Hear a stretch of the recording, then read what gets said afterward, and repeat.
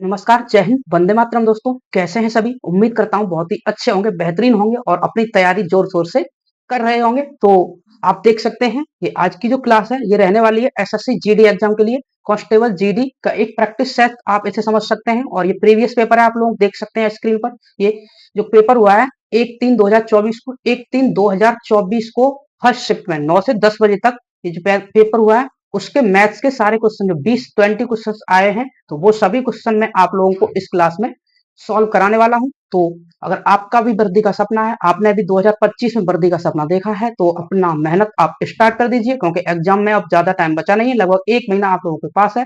तो अपनी तैयारी जोर शोर से स्टार्ट करिए और अपने वर्दी के सपने को पूरा कीजिए। तो आप देखें, मैं आपको एग्जाम डेट भी दिखा सकता हूँ। इसकी एग्जाम डेट ये आ चुकी है, आप देख सकते हैं। ये 4 फरवरी से आपका एग्जाम स्टार्ट है, 4 फरवरी से, और ये लगभग 14-15 दिन तक आपका एग्जाम चलेगा। तो दोस्तों जुट जाइए एकदम मेहनत से और अपनी तैयारी को एकदम पीक पॉइंट पर पहुंचा दीजिए और इस बार बहुत अच्छा करना है, सिलेक्शन लेना है और वर्दी के सपने को पूरा करना है। जब आंखों में अरमान लिया, मंजिल को अपना मान लिया, अब मुश्किल क्या आसान क्या, जब ठान लिया तो ठान लिया। तो इसी के साथ दोस्तों करते हैं क्लास की शुरुआत। तो क्लास में जो पहला क्वेश्चन है, पहला क्वेश्चन स्क्रीन पर आपकी नजरों के सामने देख सकते हैं आप। साधारण ब्याज का एक क्वेश्चन है, बहुत ही आसान सा बेहतरीन सा क्वेश्चन और बहुत ही सिंपल। तो क्वेश्चन को एक बार मैं पढ़ देता हूँ। साधारण ब्याज की योजना में निवेश करने पर 1,000 रुपए की धनराशि 2,210 रुपए हो जाती है। वार्षिक ब्याज दर और जितने वर्षों के लिए धनराशि का निवेश किया गया था दोनों समान है, तो वार्षिक ब्याज दर कितनी है? बहुत ही आसान सा सवाल और बहुत ही अच्छे तरीके से मैं आप लोगों को इसे बताता हूँ। सिंपल इंटरेस्ट का आप लोग फॉर्मूला जानते ही हैं, चलो सिंपल इंटरेस्ट के फॉर्मूला से मैं आप लोगों को बता देता हूँ। ऐसा ही बराबर होता है PRT/100। तो पी आर, और लेकिन यहाँ पर दिया है आर और टी दोनों समान है तो टी की जगह भी मैं यहाँ पर आर रख सकता हूँ अपॉन 100, इतना हो जाएगा। ठीक है जी। तो यहाँ पर आप देखेंगे 1,000 रुपए था पी और वो बन कितना जाता है? 1,000 से हो जाता है 2,210 रुपए। तो यहाँ से आप इनका डिफरेंस देखेंगे तो कितना आएगा? 1,210। तो 1,210 रुपए ही तो इसकी हमारी क्या हो जाएगी? ऐसा ही। तो 1,210 आप यहाँ रखेंगे, 1,210 इक्वल, और पी हमारा कितना था? 1,000। 1,000 आप यहाँ पर पुट कर देंगे और ये हो जाएगा आर स्क्वायर अपॉन 100। ठीक है जी, इतना आप समझ गए होंगे, बिल्कुल समझ गए होंगे। तो दो जीरो से दो जीरो कैंसिल कर देंगे ये वाले, और इधर एक जीरो से ये वाला जीरो सामने कैंसिल हो जाएगा। अब 121 का आप स्क्वायर रूट करेंगे तो आप नहीं जानते हैं स्क्वायर रूट 121 कितने का वर्ग होता है। तो आर बराबर यहाँ से कितना आ जाएगा मेरे भाई? 11। तो 11% ही तो हमारी रेट है, यही तो हमारा आंसर हो गया। तो ऑप्शन नंबर पहला इसका ठीक था, पहला ही ऑप्शन इसका बिल्कुल सही है, जो कि टिक आपको दिया गया है। ऑप्शन पहला इसका ठीक था तो इसका आंसर हो जाएगा 11%। ठीक है दोस्तों, अब बढ़ते हैं नेक्स्ट क्वेश्चन पर, क्वेश्चन नंबर 2। जैसे कि जैसे क्वेश्चन आपके एग्जाम में पूछे गए एज इट इज मैंने बिल्कुल वही क्वेश्चन सेम नंबरिंग के साथ मैंने यहाँ पर लिए हैं। तो आप क्लास को देखें अंत तक, बहुत ही अच्छी ट्रिक के साथ मैं आपको ये सॉल्व कराने वाला हूँ। तो क्वेश्चन नंबर दूसरा देख लेते हैं, क्वेश्चन नंबर 2, आप इसको समझे होंगे। नेक्स्ट क्वेश्चन, यदि कुल मोबाइलों के 75% मोबाइल 20% हानि पर बेचे जाते हैं और शेष मोबाइल 30% लाभ पर बेचे जाते हैं तो कुल हानि प्रतिशत कितना है? ये भी बहुत ही आसान सा क्वेश्चन। तो इसमें 75% मोबाइल, 75% को आप फ्रैक्शन में जानते हैं कितना होता है? ये बिल्कुल जानते हैं, परसेंटेज में बहुत अच्छे से पढ़ा है आप लोगों ने। कितना होता है? 3/4। तो मान लेता हूँ टोटल जो यहाँ पर मोबाइल फोन की नंबर थी, टोटल में 4 ही मान लेता हूँ ना। ये टोटल मोबाइल थे हमारे 4, ये वाले मान लिया हमने। टोटल 4 मोबाइल थे हमारे पास टोटल इसमें। ठीक है जी, टोटल 4 मान लिया हमने। अब उसमें से होता क्या है, 3 को 20% की हानि पर, 4 में से 3, तो 3 को 20% की हानि पर बेचेगा तो 3 इंटू माइनस का 20% हानि पर बेचेगा तो कितना आ जाएगा? -60%। क्योंकि हानि है तो माइनस लेके चलेंगे। ऐसे यहाँ पर बाकी अब बचा कितना? एक मोबाइल, एक को वो 30% के लाभ पर बेच देगा तो 30%। ये वाला, ये कितना हो जाएगा? ये 30 आएगा प्लस का। तो आप इसको सॉल्व करना जानते हैं, एक तरह से एवरेज का मेथड होता है। इसको सॉल्व करते हैं, यहाँ पर इसको आप ऐड करेंगे कितना बन जाएगा? यहाँ से 4, ये बनेगा यहाँ से 4। ठीक है जी, इसको आप ऐड करेंगे 4 हो जाएगा और इसको आप इधर सॉल्व करेंगे कितना आएगा? 30 माइनस का 30 माइनस का 30%। तो यहाँ पर हम एक ऐसे नंबर से गुना करते हैं कि इसको मल्टीप्लाई करने पर ये कितना आ जाए? 30। तो मान लिया मैंने वो x था, x का ही मान तो हमें यहाँ से निकालना है। तो x बराबर ये 4 उधर डिवाइड में चला जाएगा। 4 से आप 30 को डिवाइड करेंगे तो 7.5 आएगा, 7.5%, वो भी माइनस का। तो इससे यहाँ पर हमें पता चलता है कि उसको हानि हुई है, माइनस यहाँ पर शो कर रहा है, उसको हानि हुई है तो 7.5% की उसको होगी हानि, जो कि दूसरे ऑप्शन में दिया गया था। पहले से ऑप्शन टिक है तो बस कौन सा ऑप्शन सी हो जाएगा इसका? दूसरा। ठीक है दोस्तों, तो आप इसे भी समझे होंगे, बेहतरीन तरीके से मैंने आप लोगों को बताया। अब बढ़ते हैं नेक्स्ट क्वेश्चन पर, क्वेश्चन नंबर तीसरा देख लेते हैं, क्वेश्चन नंबर 3। ये बिल्कुल आसान सा प्रश्न, सिंप्लीफिकेशन का, सरलीकरण का प्रश्न है। इसको आपको सॉल्व करना आता ही होगा। सबसे पहले बोर्ड मास वाला रूल आपको पता ही है, ब्रैकेट करते हैं, फिर ऑफ डिवाइड, मल्टीप्लाई, ऐड और सब्ट्रैक्ट। तो यहाँ पर सबसे पहले ब्रैकेट में भी सबसे छोटा वाला ब्रैकेट, एक ही ब्रैकेट हम इस ब्रैकेट को आप सॉल्व करेंगे यहाँ पर सबसे पहले। तो यहाँ पर कितना हो जाएगा, इन दोनों को ऐड करेंगे 46 हो जाएगा। 46 96 में से आप माइनस करेंगे तो यहाँ से माइनस का 50 बचेगा हमारा, माइनस का 50। ठीक है जी, इधर आप इसको मल्टीप्लाई इससे करेंगे ऑफ तो 80 हो जाएगा यहाँ पर 80। और यहाँ पर माइनस ये पहले से था तो ये प्लस बन जाएगा, माइनस यहाँ पर पहले से था इतना ही तो हो जाएगा ये 80 प्लस 50। 80 और 50 को आप ऐड करेंगे तो ये आ जाएगा 130, जो कि तीसरे ऑप्शन में दिया गया है। तो तीसरा ऑप्शन इसका बिल्कुल सही था। ठीक है दोस्तों, तो ऑप्शन पहले से ही टिक है इसमें, तो आपको टिक करने की जरूरत ही नहीं है फिर। अगर नहीं टिक होता हम टिक करते। ठीक है जी, समझ रहे होंगे ना आप सभी, बिल्कुल समझ रहे होंगे। तो अगले सवाल पर बढ़ते हैं, इसी बात पर देख लेते हैं नेक्स्ट क्वेश्चन क्या कहता है, क्या कहना चाहता है। 33% की छूट के बाद एक वस्तु 2546 रुपए में बेची जाती है। वस्तु का अंकित मूल्य, बहुत ही आसान, बहुत ही लल्लू सा सवाल है, कुछ भी नहीं है। 33% की छूट के साथ बेची जाएगी तो आप बताएंगे, मान लिया मैंने 100% उसका एमआरपी था 100%, तो 33% की छूट के साथ बेचा जाएगा उसका, तो 67% की वैल्यू हमें दी हुई है और हमें बतानी है 100% की वैल्यू। तो इसको क्या करेंगे आप, 2546/67 इंटू 100, इसको आप सॉल्व करेंगे तो इससे कटेगा पहले 3 टाइम कट जाएगा पहले, और फिर यहाँ से बचेगा 38 बार कटेगा, आप काट के देख सकते हैं। देखो 38 टाइम इससे कटेगा पूरा ये, और इसका मल्टीप्लाई कर देंगे तो टोटल आ जाएगा 3800, 3800। तो 3800 रुपए उस वस्तु का अंकित मूल्य था जो कि एमआरपी होता है। तो इसमें ऑप्शन दूसरा बिल्कुल सही है। ठीक है दोस्तों, तो दूसरा ऑप्शन बिल्कुल टिक दिया ही है इसमें। तो अब बढ़ेंगे हम अगले सवाल की ओर। तो ये आप समझ गए होंगे, बहुत ही आसान सा प्रश्न था, ज्यादा कुछ था नहीं इसमें भी। तो इसी बात पर बढ़ते हैं नेक्स्ट क्वेश्चन पर दोस्तों। नेक्स्ट क्वेश्चन आपकी स्क्रीन पर, आपकी नजरों के सामने मिक्सचर का एक क्वेश्चन है। मिक्सचर जो होता है उसका बहुत आसान सा प्रश्न है, तो इसका कंसेप्ट भी आप लोगों को पता होगा, नहीं पता है तो आप लोग देख लीजिए एक बार। जैसे यहाँ पर दिया गया है कि एक मिश्रण में अम्ल और पानी का अनुपात 4:7 है। इसमें 10 लीटर पानी मिलाया जाए तो अम्ल और पानी का अनुपात 8:19 हो जाता है। तो मिश्रण में अम्ल की मात्रा बतानी है। ठीक है मेरे भैया, इसे भी कर लेते हैं। मान लेते हैं यहाँ पर एसिड मैंने ए से मान लिया, और यहाँ पर वाटर, इन दोनों का अनुपात हम यहाँ पर लिख लेते हैं। तो पहले शुरुआत में मिश्रण में एसिड और वाटर का जो रेशियो दिया गया था वो दिया था मेरे दोस्त 4:7। ये 4:7 का अनुपात यहाँ पर दिया गया था, ये बिल्कुल दिया गया था। अब दोबारा उसमें 10 लीटर वो पानी मिला देता है तो यही अनुपात बदल कर हो जाता है 8:10, 8:19, सॉरी 8:19। अब आप मुझे बताएंगे, इसमें हमने वाटर ऐड किया है, जो पानी ऐड किया है, लेकिन एसिड की मात्रा तो अभी भी सेम रही होगी। तो एसिड को हम सेम कर देंगे, तो यहाँ पर 8 एसिड, तो 8 यहाँ भी रहा होगा, इसलिए इसको 8 बनाने के लिए हम मल्टीप्लाई कर देंगे 2 से। तो रेशियो में दोनों में मल्टीप्लाई करते हैं, यहाँ भी 2 से कर देंगे, तो यहाँ पर 8 बन जाएगा, और ये हो जाएगा यहाँ पर 14। 14, अब 14 से यहाँ पर हुआ कितना है 19, तो 5 की वृद्धि हुई है। 5 क्वेश्चन में दिया है 10 लीटर के बराबर, 10 लीटर के बराबर। यहाँ से आप 1 निकालेंगे, 1 आ जाएगा आपका 2 लीटर। 2 लीटर, तो हमें बताना एसिड की मात्रा। एसिड हमारा है कितना है 8, और 1 यूनिट की वैल्यू 2 के बराबर है, तो 8 इंटू 2 कर देंगे आप। तो उसमें जो एसिड की मात्रा थी वो रही होगी दोस्तों 16 लीटर। ठीक है दोस्तों, सब कुछ क्लियर है, एवरीथिंग इज क्लियर और नॉट।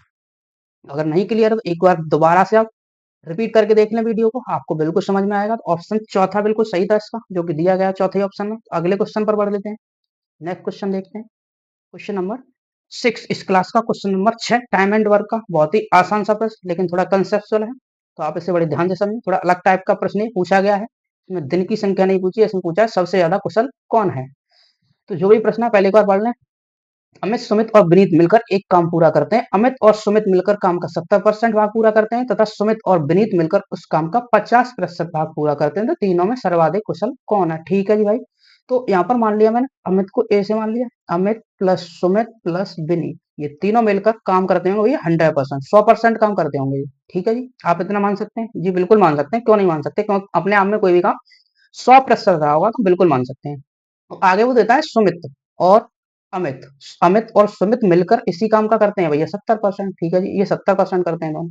उसके बाद अगर आगे देखते हैं, एक और बोला है इसने, सुमित और विनीत, सुमित और विनीत मिलकर करते हैं भैया 50%। इतना आप लिख लेंगे पहले से। अब देखो इसमें कुछ भी नहीं है, ये अमित और सुमित यहाँ से करते हैं भैया 70%, तो 70 यहाँ भी करेंगे, ये दोनों मिलकर 70 यहाँ भी करेंगे, तो ये विनीत कितना परसेंट करेगा, तो आप बोलेंगे जी ये तो 30% कर देगा विनीत।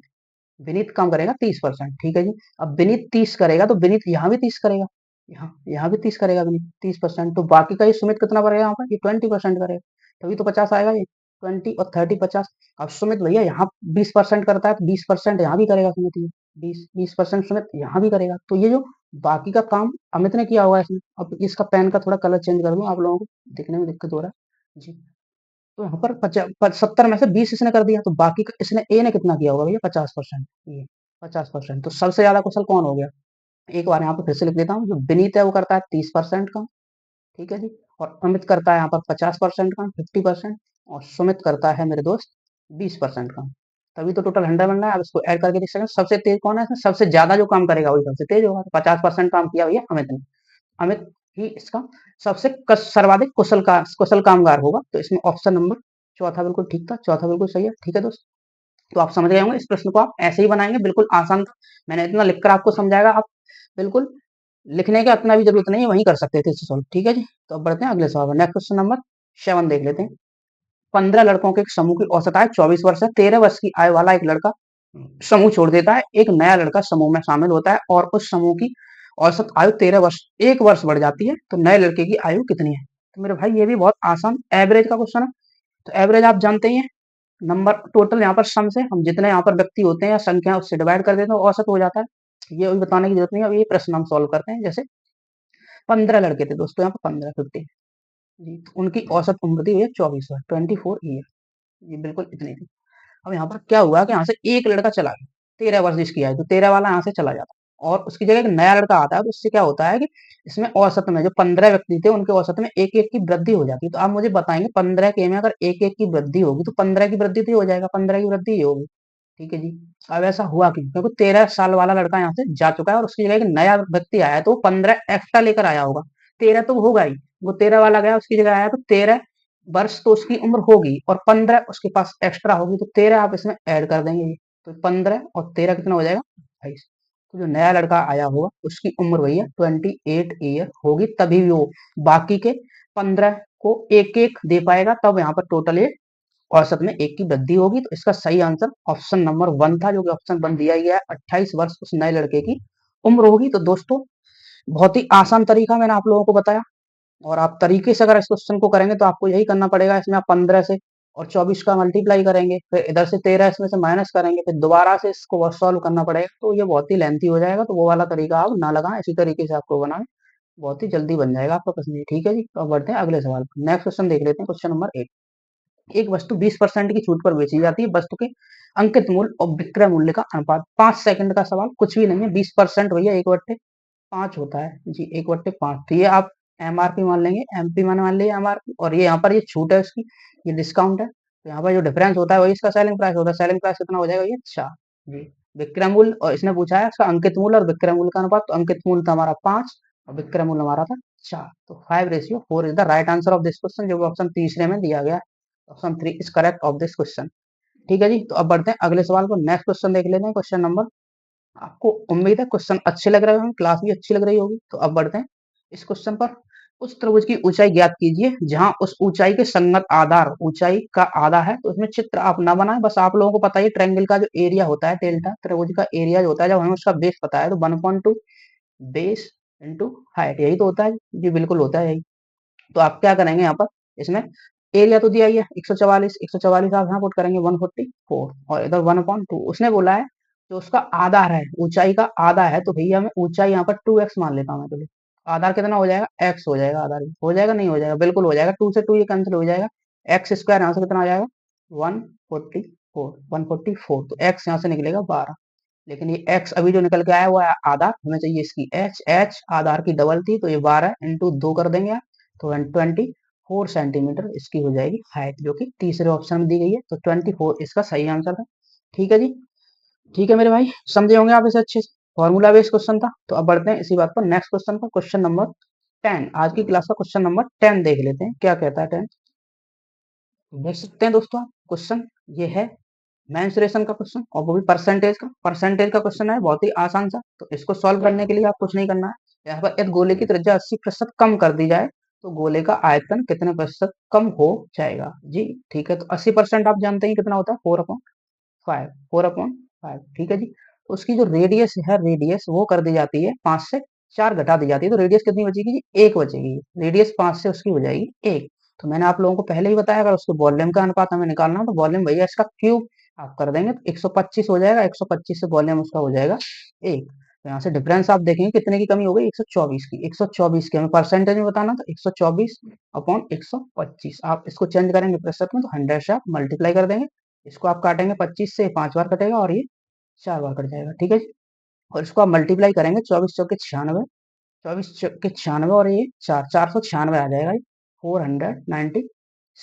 496 में आप 5 से डिवाइड करेंगे, तो 5 से डिवाइड करने के बाद पहले तो 9 टाइम चला जाएगा, जैसे 9 टाइम जाएगा और फिर जाएगा 2 टाइम, तो 99.2% इस सवाल का सही उत्तर है, जो कि तीसरे ऑप्शन में दिया गया है। तो उम्मीद करता हूँ दोस्तों आप इस प्रश्न के कंसेप्ट को भी बहुत ही अच्छे से समझ पाए होंगे, और वीडियो को लाइक भी करते रहें, और इस वीडियो को अपने दोस्तों को शेयर भी कर दें, जो भी आपके दोस्त भाई बहन एसएससी जीडी एग्जाम की तैयारी कर रहे हैं, उनको भी थोड़ा फायदा मिल जाएगा और वो अपने एग्जाम में थोड़ा बेहतर कर पाएंगे, क्योंकि हमें हमेशा दूसरों की हेल्प करते रहना चाहिए। हम दूसरे की हेल्प करेंगे तो भगवान हमारी हेल्प करेगा, गॉड हमारी हेल्प करेगा, ठीक है जी। इसी के साथ नेक्स्ट क्वेश्चन आप देख लीजिए। एक ट्रक ने अपने निर्धारित समय से 30 मिनट पहले चलना शुरू किया, लेकिन 270 किलोमीटर दूर अपने गंतव्य तक समय पर पहुंचने के लिए उसे अपनी सामान्य चाल 6 किलोमीटर प्रति घंटे धीमी करनी पड़ी। ट्रक की सामान्य चाल कितनी है? तो ठीक है जी, तो इसका एक थोड़ा ठीक क्वेश्चन है, बड़े ध्यान से आप लोग इसे समझेंगे। तो इसका कंसेप्ट क्या आप लोगों को पता है? अगर नहीं पता है तो मैं आप लोगों को बता देता हूँ कंसेप्ट पहले से। जैसे किसी भी व्यक्ति के द्वारा चाल में वृद्धि या कमी की जाती है, यानी स्पीड का डिफरेंस दिया होता है, तो हम डिस्टेंस का जो एक कंसेप्ट बनाते हैं, डी बराबर वो हो जाता है एस, उसकी जो एक्चुअल स्पीड है एस, और उसकी स्पीड जो घटी है उसने या बढ़ाई है, तो एस प्लस माइनस यहाँ पर एस डी, यानी स्पीड में कमी या वृद्धि उसने की है वो लेते हैं अपॉन एस डी, ये इंटू यहाँ पर टाइम में जो डिफरेंस दिया है टी डी, टाइम डिफरेंस को आप टी डी से डिनोट कर सकते हैं। बस यही कंसेप्ट आप लोगों को ध्यान रखना है, तो यहाँ पर आप रख देंगे यहाँ पर। तो ये 270 हमें डी दी हुई है, 270 आप यहाँ पुट करेंगे, ठीक है जी। और एस हमें मालूम नहीं है, एस तो हमें पता ही करना है, और एस यहाँ पर वही है कमी, तो कमी के लिए हम माइनस साइन लेंगे। कितने की कमी की है उसने? 6 की, अपॉन 6 इंटू टाइम। टाइम यहाँ पर कितना है? 30 मिनट पहले से चलना शुरू करता है, 30 बट्टे आप 60, इसको घंटे में चेंज कर देंगे।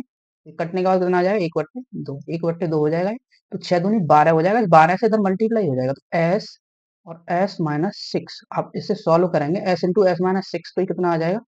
एस यहाँ पर 5 में समझिए, 270 इंटू 12, ठीक है जी। तो आप इसको मल्टीप्लाई करेंगे, तो ये मल्टीप्लाई करने पर लगभग कितना आएगा? 12 जीरो, 12 सत्ते 84 हो जाएगा, 8 बचेगा, 24 और 8 34, 24 और 8 32, 3240 आएगा, ये 3240। तो अब इसको सॉल्व करेंगे तो क्वाड्रेटिक इक्वेशन बनेगी। तो क्वाड्रेटिक इक्वेशन सॉल्व करने में बड़ी दिक्कत होगी, जब ऐसी कंडीशन बनती है तो हम ऑप्शन की हेल्प लेते हैं। ऑप्शन की वैल्यू यहाँ पर दी है, उसको पुट करके देखते हैं, अगर वो हमारा 3240 के बराबर आ जाएगा तो वही ऑप्शन हमारा सही होगा। पहला ऑप्शन जैसे हम इसमें चेक करते हैं, मान लो हमारे पास आंसर नहीं था तो 60 रखता हूँ यहाँ पर, और यहाँ पर 6 माइनस करते तो कितना आ जाएगा? 54। तो आप इसको गुना करेंगे तो जीरो आएगा, 6 चौके 24 का 4 आ जाएगा, 6 पंजे 30 और 32, तो इस पर सेटिस्फाई हो गया। 3240 इधर था और 3240 हमारा इधर आ रहा था, इसलिए इस प्रश्न का सही आंसर हो जाएगा 60 किलोमीटर प्रति घंटा। तो इसकी जो स्पीड है मेरे दोस्त वो हो जाएगी 60, एक्चुअल स्पीड उसकी हो जाएगी ट्रक की 60 किलोमीटर पर आवर। अगर बाद वाली स्पीड इसी में पूछता तो 6 आप माइनस कर देते, वो हो जाती इसकी 54 किलोमीटर पर आवर, जो कि हमें पूछी गई है एक्चुअल स्पीड। तो पहला ही ऑप्शन इसका सही था। समझ पाए होंगे दोस्तों आप बहुत अच्छे से इसको भी, ठीक है जी। तो अगले सवाल पर बढ़ लेते हैं इसी बात पर, देखते हैं नेक्स्ट क्या कहता है। ये भी सिंपलीफिकेशन का बहुत ही आसान सा क्वेश्चन है, तो इसको भी सॉल्व करना आप जानते ही होंगे। पहले डिवाइड करते हैं फिर मल्टीप्लाई। तो डिवाइड यहाँ पर दिया है ये, तो 23 से आप इसमें डिवाइड करेंगे, 23 का 149 से करेंगे, 23 छिक्के 138 होता है, तो 6 आ जाएगा पहले। फिर यहाँ से बचेगा 11 और 15, 23 पंजे 115, तो यहाँ से मेरे दोस्त मिल जाएगा हमें कितना? 65। सॉल्व करके मैं लिखते जा रहा हूँ, इसको सॉल्व किया 65 आया। फिर आप इससे मल्टीप्लाई करेंगे, 9 चौके 36, 360 और 9 चौके 36, 360 और 36 कितना हो जाएगा? 396 प्लस का 396 आ जाएगा 396, और माइनस यहाँ पर आ जाएगा 7, 3 को आप इससे डिवाइड करेंगे 7, इतना सा प्रश्न बन गया हमारा। इसको आप सॉल्व कर लेंगे तो 7 आप इसमें से माइनस कर देंगे, अगर इसमें से 7 माइनस कर देंगे कितना बचेगा? 389 रह जाएगा, 65 में 389 आप ऐड कर देंगे, इसको ऐड करेंगे तो ये 4 आएगा, और 14 एक 15 का 5 हो जाएगा 454, तो 454 ही हमारा सही आंसर है, जो कौन से ऑप्शन दिया है? तीसरे में। 454 is the right answer of this question. तो बहुत आसान सा प्रश्न था, आप कैलकुलेशन अच्छे से करना जानते होंगे, तो बस कैलकुलेशन ही थी इस प्रश्न में, ज्यादा कुछ था नहीं, ठीक है जी। तो अब बढ़ते हैं नेक्स्ट क्वेश्चन पर, क्वेश्चन नंबर 13, आज की क्लास का 13 बहुत आसान सा सवाल, इससे आसान सवाल तो इस पूरे पेपर में कोई पूछा ही नहीं गया होगा। क्या है इस क्वेश्चन में देख लेते हैं। एक्स और वाई साथ मिलकर एक काम को 20 दिन में करते हैं, वाई 25 दिन में करता है, एक्स अकेले उस काम को कितने दिन में करता है? कोई प्रश्न है भाई? एक्स प्लस वाई मिलकर करते हैं भैया 20 दिन में, 20 डे में, ठीक है जी। और इसमें से बाई करता है भैया 25 दिन में, 25 डे में। टाइम एंड वर्क का बहुत ही आसान सा प्रश्न पूछा गया। टोटल वर्क आप मान लेंगे इसका 100, 100। इफिशियंसी निकालेंगे, एक्स प्लस वाई की इफिशियंसी कितनी आ जाएगी 5, और इसकी बाई की कितनी आ जाएगी 4। एक्स प्लस वाई की 5 है, बाई की एक्स प्लस वाई की इफिशियंसी 5 है, वाई की इफिशियंसी 4 है। तो यहाँ पर एक्स की कितनी हो जाएगी मेरे दोस्त, एक। एक्स की क्षमता हो जाएगी, एक दिन का काम उसका एक है, तो 100 काम करना है, वो कितना टाइम ले लेगा, एक।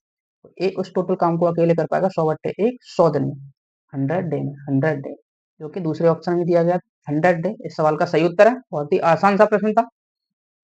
बढ़ते हैं नेक्स्ट प्रश्न पर। ये फिर से सिंप्लीफिकेशन का आप देख सकते हैं 3 क्वेश्चन पूछे जा चुके हैं, तब तीसरा क्वेश्चन है। तो इसे भी सॉल्व कर लेते हैं। तो 2 से आप इसको डिवाइड करेंगे तो कितना आएगा, ये 2700 आ जाएगा, 2700 माइनस, उसके बाद इसको मल्टीप्लाई करेंगे, 11 पंजे 55, 11 पंजे 55, 550 में आप 55 ऐड करेंगे तो 605 हो जाएगा, 605। और इधर 3 से मल्टीप्लाई करेंगे, चौबार जाएंगे, 3 चौके 12 और 3 चौके 12, 132 प्लस का 132। इसको सॉल्व करना है आप लोगों को।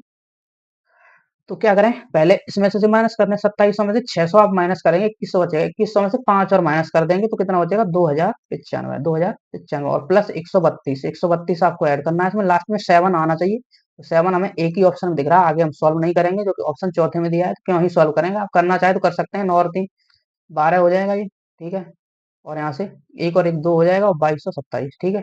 तो कैलकुलेशन में भी टाइम बचाना जरूरी नहीं है, हमें यूनिट डिजिट 7 दिखाई देगा, जो कि पहले ही ऑप्शन में था, तो आगे सॉल्व करने की जरूरत नहीं दी। तो देख लेते हैं इसी बात पर अगला सवाल। एम 15 से एन 2000, तो एम एन से कितने प्रतिशत कम है। बिल्कुल आसान, 15 20, 5 का अंतर है, 5/20, 5/20, तो ये कितना आएगा, 1/4, 1/4 का मतलब भैया होता है 25%, ठीक है जी। तो 25% इस सवाल का सही आंसर है। आपने परसेंटेज में पढ़ा होगा, आप देखेंगे 500 का अंतर है, 500/2000 आएगा, 2 जीरो तो कट ही जाएंगे वो पहले ही, तो इसलिए मैंने 5/20 ले लिया। इसका आंसर है 25%। ये भी बहुत आसान सा प्रश्न था, कुछ भी नहीं था सवाल में, ठीक है दोस्तों। मेहनत तो आप लोगों को करनी पड़ेगी। आप चाहते हैं वर्दी लेना 2025 में, तो आपको जबरदस्त मेहनत करनी पड़ेगी, और आपका सपना तभी पूरा होगा। वरना आप लोग अगर मेहनत नहीं करेंगे तो कुछ भी हासिल नहीं होगा। तो मेरे दोस्त, मेहनत तो करनी पड़ेगी, बिना मेहनत के कुछ भी पॉसिबल नहीं है। तो इसी बात पर अगला सवाल, क्वेश्चन नंबर 16 देख लेते हैं। ये 3t बराबर 10u के, 5u बराबर 7v, और टी वी और यू तीनों, टी यू बी तीनों का अनुपात बताना है। तो पहले मैं यहाँ से अगर इसको सॉल्व करूँ, तो यहाँ से मैं टी अपॉन यू को मैं क्या लिख सकता हूँ, 10/3 लिख सकते हैं, बिल्कुल। इधर से आप लिखेंगे u/v, तो ये कितना हो जाएगा, 7/5, इतना हो जाएगा, ठीक है जी, बिल्कुल हो जाएगा। अब हमें निकालना है टी यू बी का, तो टी यू एंड वी। तो टी और यू का अनुपात बताएंगे आप कितना है, तो 10 और ये 3, 10:3। यू और बी का रेशियो कितना है, 7:5। तो इसको रेशियो का आप सॉल्व करना जानते हैं, इस वाले 3 को यहाँ बैठाते हैं, इस वाले 7 को यहाँ बैठाएंगे बस यहाँ, और इसको आपस में कर देते हैं गुना। 10 का 30 से करेंगे आप, 10 का ये 1 मिनट, सॉरी, यहाँ पर आएगा ये, यहाँ पर 7 आएगा, गलती करती थोड़ी सी। तो इसको आप गुना करेंगे तो ये कितना हो जाएगा, 70, 70, और ये कितना आ जाएगा यहाँ पर 21, और ये आ जाएगा 15, 15। तो देख सकते हैं आप, इसमें कुछ कटेगा है नहीं, तो 70, 21 और 15, इसका तीनों का रेशियो हो जाएगा टी यू बी का, जो कि पहले ही ऑप्शन में दिया गया, तो पहला ऑप्शन इसका बिल्कुल सही था, ठीक है जी। अगर इसी एक्स का एक दूसरा तरीका और बता देता हूँ, जैसे यहाँ पर हमें तीनों का अनुपात बताना है, तो हमें ऐसे लिख लेना था इसको, 10 और 3, ठीक है जी, 7 और 5। और आप यहाँ पर एक पहले ही बता चुका हूँ, उल्टा एन ऐसे बना दें, 10 से का मल्टीप्लाई करेंगे 70 हो जाएगा, और फिर यहाँ से हमें जाना है इधर, ऐसे इसका और इसका करेंगे 21 आ जाएगा, और इसका फिर इससे कर देंगे 15 आ जाएगा। ऐसे भी आप इस क्वेश्चन को कर सकते हैं, ये जो रेशियो निकल के आएगा, टी यू और बी का ही रेशियो वो होगा। तो दोनों तरीके आप लोगों को समझ आए होंगे। अगर नहीं समझ में आया तो फिर से रिपीट करके एक बार देखें, जरूर समझ में आएगा, क्योंकि इतना कठिन सवाल नहीं है, ठीक है जी। ठीक है साथियों, तो अब बढ़ते हैं नेक्स्ट क्वेश्चन पर, क्वेश्चन नंबर 17।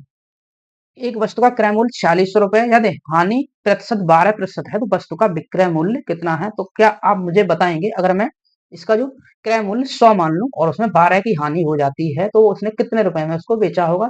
तो आप बोलेंगे जी 88, 88 रुपए में उसको बेचा होगा। तो फिर क्या बचा क्वेश्चन में, यहाँ पर 100 की वैल्यू हमें दी हुई है 4600, हमें बतानी है 88 की वैल्यू। तो इसको 4600/100 × 88, बस यही तो करना है, इतना सा, बस यही हमारा सॉल्व करके आंसर आ जाएगा। इसको आप इससे काटेंगे और इसको इससे काटेंगे। अब देखो, अब मैं इसका गुना भी नहीं करूंगा, बिना गुना के इसको सॉल्व करूंगा। कैसे, मैं देखूंगा यहाँ पर 8 और 6, 48 लास्ट में, 8 तो आएगा ही। 8 देखेंगे हम, 2 ही ऑप्शन में था हमारा, एक इसमें और इसमें, तो ये और ये तो ऑप्शन हो ही नहीं सकते। अब इन दोनों में हम चेक करेंगे कौन सा। अब दूसरी बात, इसमें 11 भी आ रहा है 88 में, तो जो जो भी ऑप्शन होगा 11 का मल्टीपल होगा। तो पहला वाला का 11 का मल्टीपल है 8 और 8 16, 8 और 3 11, 16 में से आप 11 माइनस करेंगे 5, नहीं होगा 11 का मल्टीपल, तो 11 का मल्टीपल होगा ओनली ऑप्शन नंबर 3। आप चेक कर सकते हैं 8 और 8, यहाँ पर 8 हो जाएगा 0, तो 11 का मल्टीपल है, इसलिए इसका 4048 रुपए इसका सही आंसर हो जाएगा। आपको गुना भी करने की जरूरत नहीं है, ऑप्शन की हेल्प से आप इसको सॉल्व कर सकते हैं। तो उम्मीद करता हूँ दोस्तों ये जो टेक्निक आप लोगों को बताई जाती है आप समझ रहे होंगे। तो अब बढ़ते हैं अगले सवाल पर। नेक्स्ट क्वेश्चन देख लेते हैं क्या कहता है। जी, नेक्स्ट क्वेश्चन कहता है 12 खिलाड़ियों और उनके कोच की औसत आयु 32 वर्ष है। प्रथम 5 खिलाड़ियों की औसत 28 वर्ष है और शेष 7 खिलाड़ियों की औसत आयु 26 वर्ष है। तो कोच की आयु कितनी है? तो इसका भी आपको बहुत ही अच्छा तरीका मैं बताता हूँ। जैसे यहाँ पर 12 खिलाड़ी थे और एक कोच था, तो टोटल व्यक्ति यहाँ पर मेरे दोस्त 13 हो जाएंगे। तो 13 की जो औसत उम्र थी 32 वर्ष थी, 32 ईयर, ये इतने थी। ठीक है जी, बिल्कुल इतनी थी। अब बाद में ये कहता है कि उसमें से प्रथम जो 5 खिलाड़ी हैं, पांच खिलाड़ी, उनकी औसत उम्र है 28 वर्ष, 28 ईयर, और बाकी के जो 7 है खिलाड़ी उसकी है 26 ईयर। हमें बतानी है 7 5 12, एक व्यक्ति बचेगा, एक एक कौन बच गया? कोच ही बचा होगा, तो उसकी हमें बतानी है कोच की आयु कितनी है, उसकी उम्र है कितनी। तो आप मुझे बताएंगे यहाँ पर ये 28 है 5 खिलाड़ियों की, लेकिन औसत तो 32 है। देखो इसमें कितने की कमी है, तो आप बोलेंगे जी 4 की कमी है, यहाँ पर 4 की, और कितने व्यक्तियों पर? 5 पर, तो यहाँ पर 4 इंटू 5, ये औसत में -20 की कमी रही है यहाँ पर, ये -20, इनके पास 20 की कमी है। और इधर देखेंगे आप तो ये इससे कितना की कमी है यहाँ पर? 6, और कितने पर? 7 पर, 6 7 42, तो 42 की यहाँ पर कमी है। तो ये 42 की और 20 की जो कमी है किसने पूरी की होगी? कोच ने पूरी की होगी। कोच की उम्र से इनको ये उम्र यहाँ पर ऐड हुई होगी, तो 42 और आप 20 ऐड करेंगे तो कितना हो जाएगा? -62। तो कोच की उम्र कितनी हो जाएगी? 32 वर्ष। तो यहाँ से औसत से हो गई 32 ये और 62 ये, तो कोच की जो उम्र मेरे दोस्त हो जाएगी 32 प्लस 62, इन दोनों को आप ऐड करेंगे तो कोच की उम्र यहाँ पर रही होगी 94 ईयर। इस तरीके से आप इस क्वेश्चन को बनाएंगे, मल्टीप्लाई और डिवाइड से आप लोगों को बचना है। तो बस ये बेस्ट तरीका है इस क्वेश्चन को सॉल्व करने का। ठीक है दोस्तों, तो आप समझ गए हो। एक बार फिर से मैं समझा देता हूँ। जैसे यहाँ पर 13 व्यक्तियों की औसत तो 32 थी, उसमें से 5 की 28 हो गई, 7 की 26 और एक बच गया जो कोच, उसकी उम्र हमें बतानी थी। तो मैंने देखा यहाँ पर औसत में कितने की कमी हुई है? 4 की। तो यहाँ पर टोटल सम में कितने की कमी हो जाएगी? 4 इंटू 5 माइनस का 20, 20 की कमी हो जाएगी। इधर ऐसे ही 6 की कमी है, औसत में 6 की कमी है, तो इसकी जो सम है योग, उसमें कमी हो जाएगी ये 42 की। तो टोटल इन दो इधर जो 7 और 5 12 व्यक्तियों पर 62 की कमी रही है, वो कहाँ से पूरी होगी? कोच की उम्र से पूरी हुई होगी। तो 32 वर्ष औसत कोच का होगा ही, और 62 वर्ष इनको दे रखा है उन्होंने, तो ये टोटल इसकी 94 ईयर उम्र रही होगी। तो उम्मीद करता हूँ दोस्तों आप इस क्वेश्चन को भी बहुत अच्छे से समझ गए होंगे। इसी बात पर देख लेते हैं नेक्स्ट क्वेश्चन क्या कहता है। ठीक है जी, अब बढ़ते हैं अगले सवाल पर। जी, ये भी क्वेश्चन है ब्याज वाला, इंटरेस्ट का। 10,000 रुपए 3 वर्षों के लिए 20% वार्षिक ब्याज की दर पर ऋण दिए जाते हैं। निम्नलिखित में से कौन सा कथन सही है? तो ठीक है जी, पहला कथन में दिया है साधारण ब्याज और दूसरे में चक्रवृद्धि ब्याज। तो साधारण ब्याज की बात करें, इसकी 3 दूनी 6, ये 60%, इसकी इफेक्टिव रेट हो जाएगी 60%। तो इसका 60% आप निकालेंगे, 10,000 का 60% आप निकालेंगे 10,000 का, तो कितना आएगा? 10,000 का 60% वही है 6,000 ही होता है, 6,000, 6,000 रुपए। तो ये तो बिल्कुल सही है, तो पहला ऑप्शन है इसका बिल्कुल ठीक है। Statement first is correct. ठीक है, इसकी सिंपल इंटरेस्ट 6,000 की होगी। अब इसकी कंपाउंड इंटरेस्ट की बात कर लेते हैं। तो कंपाउंड इंटरेस्ट को निकालने के कई तरीके हैं, चलो ट्री मेथड से ही बना लेते हैं। मान लो 10,000 था ये, 10,000, अब इसका आप निकालेंगे 20%, तो 2,000 ही आएगा पहले साल के लिए, दूसरे साल के लिए 2,000, मतलब सिंपल इंटरेस्ट तो 6,000 रहेगी, 2,000 ही हो जाएगा। ठीक है, दूसरे साल की बात करेंगे तो इसका फिर से आप निकालेंगे 20%, तो कितना आ जाएगा? ये 400, 20% आएगा 400। फिर तीसरे साल की बात करेंगे तो ये 400, और इसका मिल जाएगा यहाँ पर हमें 400, और इसका आप निकालेंगे 20%, 4 दूनी 8, ये 80 आ जाएगा। तो इन सबको आप ऐड करेंगे 6,000 और ये 1200, 7200 और 80, 7200 80, तो सी आई मेरे दोस्त यहाँ से निकल के आएगी 7280, जो कि हमारे ऑप्शन में दी गई है 7200। तो ये हमारा ऑप्शन हो गया गलत। ठीक है, क्योंकि हमारी जो सी आई कंपाउंड इंटरेस्ट 7,280 रुपए आएगी, जो कि ऑप्शन में नहीं दी गई है, तो इसलिए इसका स्टेटमेंट 1 ओनली करेक्ट था, दूसरा स्टेटमेंट गलत था, तो पहला ही ऑप्शन इसका बिल्कुल सही था। ठीक है जी, तो आप इसे भी समझ गए होंगे। अब इस क्लास का लास्ट क्वेश्चन देख लेते हैं। लास्ट क्वेश्चन क्या है? बहुत आसान सा है ये। एन के किस मान के लिए 28 53 7 और एन 8 से विभाज्य है?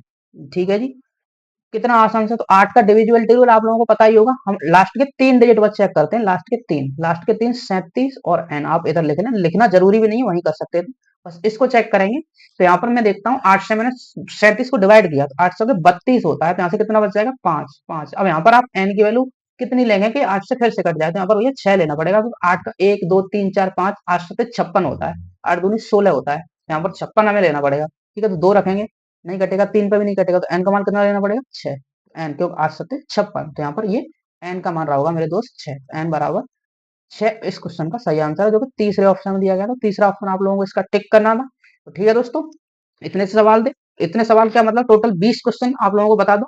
एसएससी जीडी एग्जाम में 20 क्वेश्चन हमारे मैथ के पूछे जाते हैं, जो कि टोटल 20 के 20 क्वेश्चन मैंने आप लोगों को इस क्लास में सॉल्व करा दिए बेहतरीन ट्रिक के साथ। और एक तरह से आप इसे प्रैक्टिस सेट समझ सकते हैं, और आगे प्रैक्टिस सेट और लेकर आऊंगा मैं ऐसे ही प्रीवियस वाले, तो आप क्लास को देखें और इसको अपने दोस्तों के साथ जो भी एसएससी जीडी एग्जाम की तैयारी कर रहे हैं उसके साथ भेज सकते हैं। चैनल को सब्सक्राइब करें और वीडियो को लाइक करें, और इसी के साथ मिलेंगे नेक्स्ट क्लास में ऐसी क्लास के साथ फिर से। तो आप तब तक अपना ध्यान रखें, खुश रहें, tata bye bye, take care, thank you.